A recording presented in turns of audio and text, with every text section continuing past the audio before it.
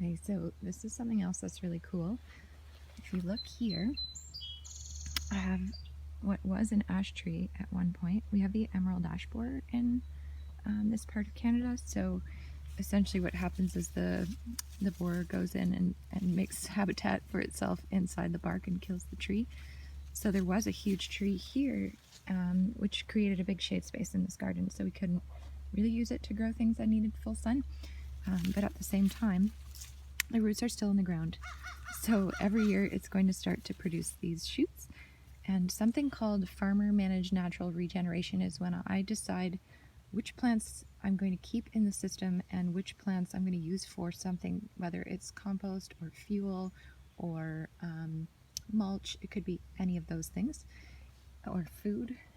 Here there's one specimen out of the cluster of probably 15 that looks really great and healthy, and so I'm going to prune out all of them except for that one, and I'll leave that one here.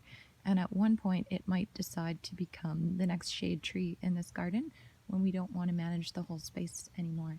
And this oak tree here, I actually remember when a squirrel planted it when I was a kid. If I knew more about pruning trees at the time, I would have pruned it so there was only one leading trunk instead of two, because there's a little weak joint in between the two branches, or the two trunks. But because this tree, the leaves don't really open up until really only about a week ago, it felt shady under here. So I have some plants that established before this tree. I think that's why strawberries do so well under leafy trees, because they're ephemeral plants. And sometimes when I look around the garden, I'll find sticks that are starting to regrow. So in the hoop house yesterday, I found what I think is an elderberry stick, and it was just part of the mulch that started to regrow. And so I noticed it and I've flagged it to use for something else.